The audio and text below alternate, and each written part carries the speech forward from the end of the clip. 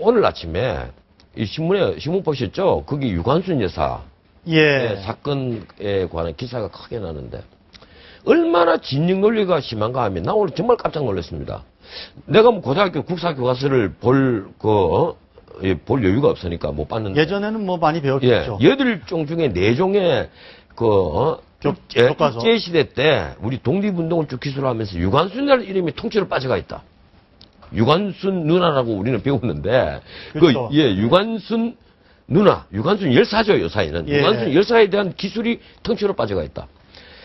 이게 우리 진영 논리에 따라 역사를 보는 거, 그리고 자기들이 어떤 시각으로 이렇게 역사를 재단하다가 진영 논리에 빠져서 자기들이 시각을 묘하게 덮는 그런 것도 굉장히 많습니다.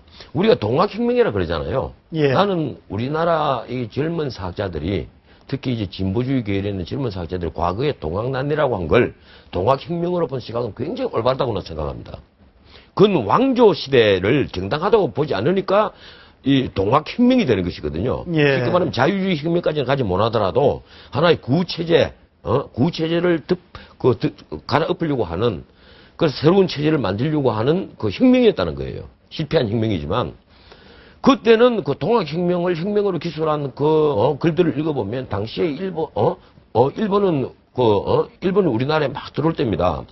그래서 당시에 우리나라가 얼마나 더럽고 문명이 떨어졌고 양반들이 착취가 심했고 수탈이 심했고 그래서 조빈갑이라는 이름이 항상 따라 붙는 건 아니에요. 예. 고부. 예. 고부 군수. 그런데 지난번에 문창극 총리 지명자 사태 때 어떤 일이 있었습니까?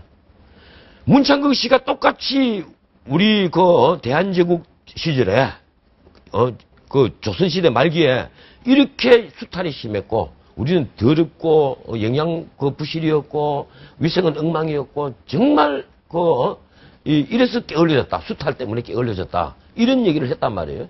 이러니까 저거 친일 역사관 아니냐. 식민사관으로 식민사관이다. 네. 당장 이름 몰아붙여버린 거예요. 그런 분들이 이번에 교과서 4종에 유관순이 없다. 그 이유가 아주 걸작입니다. 첫째, 지민이 부족하다. 두 번째, 지민이 왜 부족한데 왜 못 씻느냐. 초등학교도 다 배웠는데 중학교, 고등학교, 국사교과서에 그걸 왜 씻느냐. 이런 아주 웃기는 얘기를 합니다. 또 하나.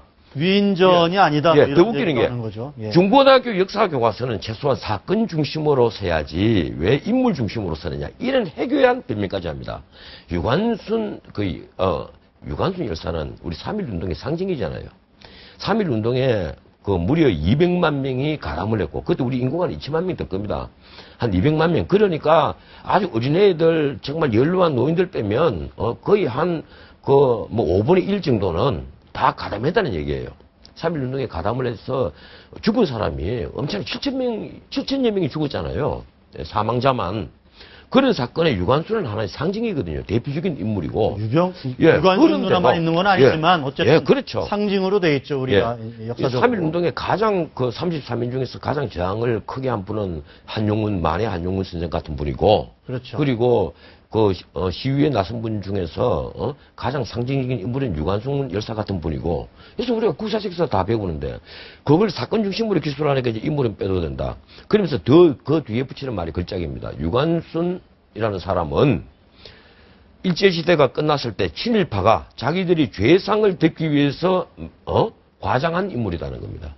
쉽게 말하면 친일파와 이화여대 출신들이 아마 김환란 박사를 지목했을 거예요. 자기들이 친일 죄상을 덮기 위해서 유관순을 발굴해낸 데 불과하다. 참, 이런 진영 논리를 우리가 언제까지 눈 감아줘야 합니까? 우리가 공동체 안에서 어떤 정책을 놓고 대립을 할 때는 다 같이 선한 마음으로 가야 돼요. 악한 마음으로 가는 것이 아니라. 그래서 아리스토텔레스 시대 때부터 지도자에게 또 하나 필요한 것이 아리스토텔레스의 소위 플라톤이 4등목, 아리스토텔레스 4등목이 전부 다 선에 기초하는 겁니다. 근데 용기, 지혜, 질제 이런 것들이 금소라 등 이런 것들이 전부 다 선의 바탕을 다 두고 있는 거예요. 선의 부하들입니다. 이게 신학적으로 보면.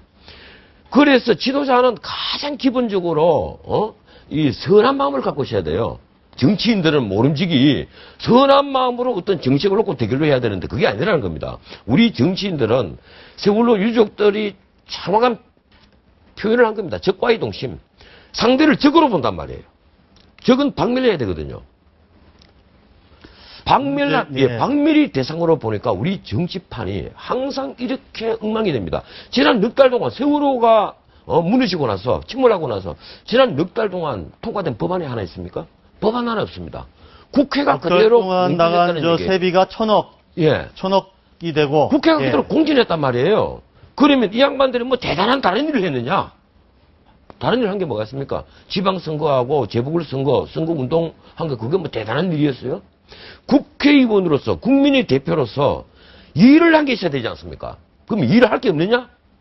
일을 할 거는 너무 많죠. 너무 산적대가 있습니다.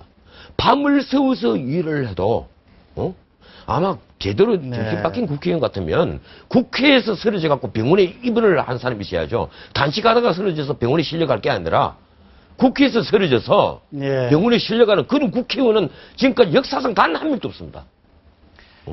국회에서 일하다 쓰러져서 병원에 실려가는 국회의원을 보고 싶다. 솔직히 말해서 예?